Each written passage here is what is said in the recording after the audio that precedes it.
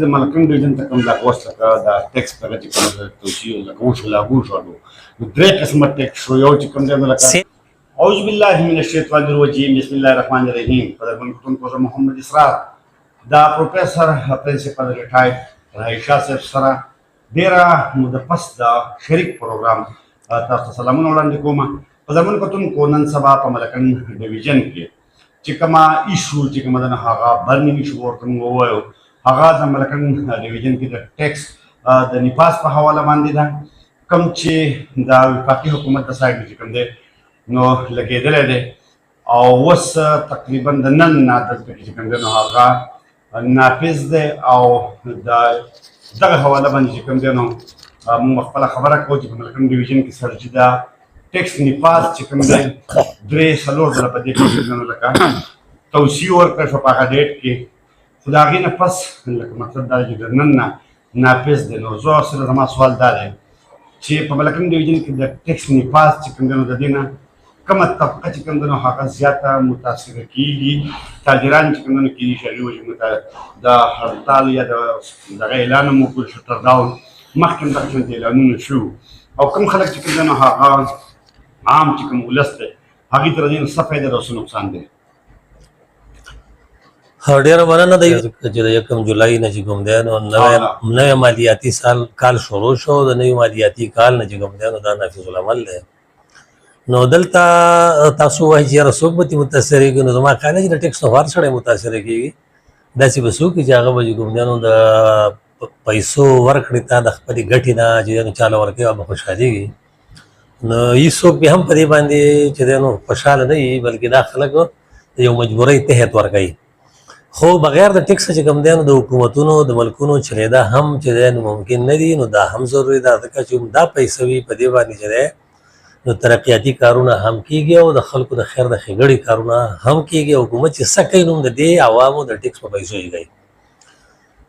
اوس تاسو چې نو د تجارت پیشه خلکو خبر وکړو نو ظاهره ده چې زمونږ د انکم ټیکس نه چې دی نو زمونږ تاجران زمونږ ټیکهداران زمونږ ټول خلک بارو ما سوای د یو تنخوادار طبقې نه او د هغې هم چې دی نو د نان فایلر لکه هغه فایلر نه و د هغه فایل نه و خو د تنخوا نه پیسې کټ کېدې او خزانې ته تلې نو د هغې نه علاوه دلته کې نور چا ټیکس نه ورکوو نو زما په خیال سره چې کوم دی نو ستاسو خبر ټیک ده چې د انکم ټیکس ته به زیات تر چې کوم دی نو چې کوم زمونږ تاجر طبقه ده نو دا به ظاهره ده چې دا به دغه ټیکس پیرس په دغه کې راشي نو هغوی ته خو به خامخا چې کوم دی نو نقصان وي خو نقصان ورته زه په دې دغه کې نه وایم که فرض که ټیکس په صحیح ځای کې استعمال شي نو دا بیا د ملکونو دپاره دا چې د ترقۍ او د مخکې په وړاندې د تلو یو ذریعه هم وي نقصان څه جوړېږي څه خلک چې کوم دا خبره کوي چې عام خلکو ته چې کوم هغه نور نقصان نشته دی دلته کارخانهدار راغلي دي او لکه د پنجاب نه یا د بل ځای نه هغوی دلته کارخانې لګولي دي د ټیکس ته د چوټ دپاره او لکه مطلب د چې کوم زیاته پیدا چې کوم هغې ته سیلز ټیکس خبره کوئ نو د سیلز ټیکس موږ ورکوو خو یو څیز چې کوم دی نو په لاهور کې جوړ دی په کراچۍ فیصل آباد کې جوړ دی نو هغه خو ظاهر ده چې هلته کې چې کوم دی نو چې چا سیل کړو نو په هغې باندې خو ټیکس شو هغه ټیکس را روان او مونږ به دلته ورکوو دې کې خو هېڅ شک نشته خو آیا چې کوم دی نو ستا په تیندوړه کې یا په شوه کې کارخانه لګېدلې ده نو ده چې جوړوله نو ده په د سیلز ټیکس ورکوو نه ځکه نه انکم ټیکس ورکوو نه د سیلز ټیکس ورکوو نه د وید هولډینګ ټیکس ورکوو دا 3 ټیکسونه مختلف چې کوم دي نو دا زمونږ په دې ځای کې بعد دا خلک چې کوم دي نو زیاتره د انکم ټیکس خبره کوي او د سیلز ټیکس خبره کوي د سیلز ټیکس نه زمونږ عام سړي ته هېڅ زما په خیال سره څه نقصان نشته ځکه چې مونږ که یو څیز دلته هم جوړ دی نو په هغې هم زمونږ دې کارخانهدارو په هغې نه په ارزان قیمت نه ورکوو د هغه لاهور والا یا د سیالکوټ والا یا د پېښور ملتان او کراچۍ والا په ریټ مونږ له چې هغو هغه شی په څه کم ریټ خرڅېدو نو په حق کې دلته ورکوو نو د سیلز ټیکس خو که زمونږ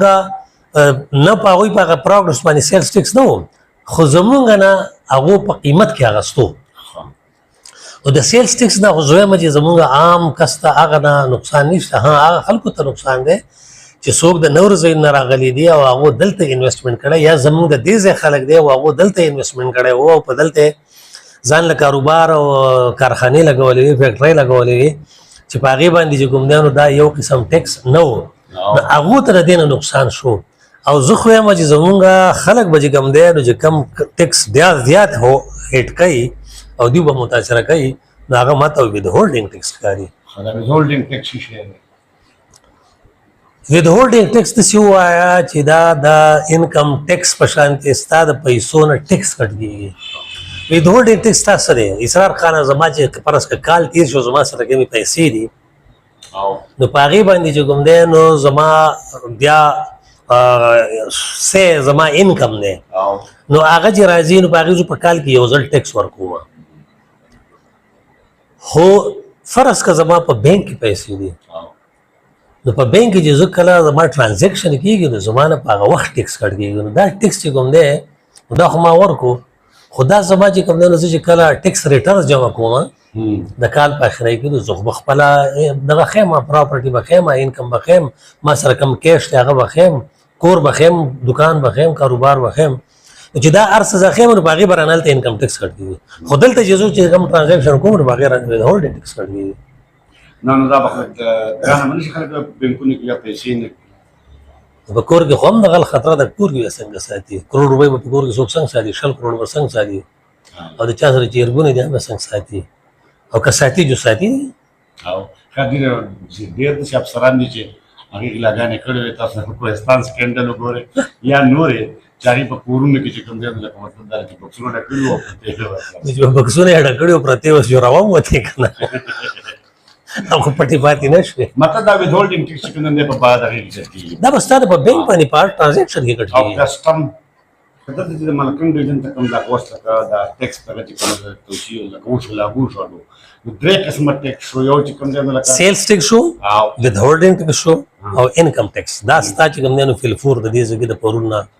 دلته لاګو دي. او جی او دا چې کوم دی بیا دغه د خلکو تاسو کوم خبره وکړه نو دا ټیکس خو چې یو سړی په وطن کې اوسي او دی مدن کوي نو دی په باندې انکم ټیکس خو به راغی او چې یو سړی چې کوم دی نو په بینک کې پیسې جمع کوي او راخلي نو په باندې هولډینګ ود هولډینګ ټیکس راغی. او یو سړی چې کوم دی نو په بازار کې سودا کوي څه خرڅوي یا څه اخلي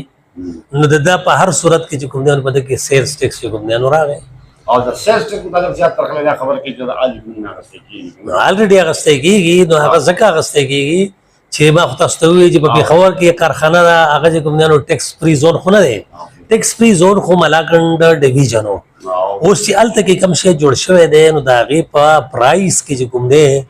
نو دغه شامل وي انکه دا سیلز ټیکس شامل وي. نو دغه سیلز ټیکس چې کوم دی نو دا را رواني او اخرۍ کې چې کوم دی ایټ د اینډ چې کوم سړی اخري دغه کنزیومر دی اخري صرف کول والا چې کوم دی لاست ما او تا چې یو نو دا زمونږ نه اغوستی کېږي. نو دا په کنزیومر باندې او سر ته راته ووایي چې تاجرانو چې کوم دی پرون دغه کړی او هغوی وایي چې یاره موږ داسې احتجاج کوو کشمیر ټایپ وایي چې میبي چې لکه هغه شانتې شي. نو تاسو څه ګڼئ چې دغه احتجاج چې کوم دی نو دا به کامیابۍ سره مخ شي؟ یاره خدای خو دې نه کوي چې د کشمیر په شانتې زمونږ خلک وکړي او الله دې داسې وکړي چې دوی دا احتجاج چې کوم دی نو یې پوره مني او ظاهره ده عوامي قوت زیات دي د خلکو خبره چې کوم وایي نو هغه حکومت مني هم چې کله ټول خلک په یو ځای باندې متفقه خبره کوي نو بسا اوقات چې کوم دی نو حکومتونه په هغې باندې مجبورېږي او د هغو هغه خبره مني. نو که د دونه اوږد وخته پورې چې کوم دی نو دا ټیکس فری زون و نو اوس پکې هم داسې چې نو غټې غټې کارخانې نه دي لګېدلې چې حکومت به داسې غټې غټې کارخانې لګولي داسې غټ غټ مراعات یې ورکړي او ټول خلک به روزګار دی او ټول خلک یې چې کوم دی نو دا دیو هغه مطالبات ټول منلی شوي دي. نو که فرض که مزید ایکسټینشن ورته میلاو شي نو بده خبره نه ده او دغه کېدی شي امکان خو موجود دی 50-50 خو هر وخت موجود دي نو 50% خو زه وایم چې هر وخت موجود دی چې ومنلی شي او دا هم کېدی شي چې ونه منلی شي. یو وختي ما یو مشر انټرویو بهرحال هغه وویل چې د حکومت ته پورې چې کوم دی الریډي چې کومه دا معاهده موجود وه او دغې حواله باندې تاسو څه ګڼئ؟ نو اوس هغه سره به د دې چې دی نو څه ثبوت او څه څیزونه او هغه کویلی جو یې وې او زما په معلوماتو کې خو دغه نشته چې د 69 پورې د 2069 پورې څه داسې معاهده او که میبي نو ما ته به پته نه وي. جی قدمونو په توګه موږ پروګرام تاسو واورېدو सब قسمه ټیکس چې کوم دی نو هغه دلته په ملکن ډیویژن کې پوری نافذ دی. انکم ټیکس ته، وذ هولډینګ ټیکس ته او سیلز ټیکس ته. سیلز ټیکس په څه شکل کې چې کوم دی هغه غوښته کېدو، خو انکم ټیکس او وذ هولډینګ ټیکس چې کوم دی دا نه غوښته کېدو. د دې علاوه نور کوم شیزونه چې کوم دی هغه پاسیبل دي چې دلته کې خلک چې کوم دی د هغې نه لکه مطلب دا چې متاثره شي. دغه درې ټیکسونه چې کوم دی دغه د دې تعریف سره دغه هم تاسو واورېده او ما اجازه راکړئ. د الله په امان.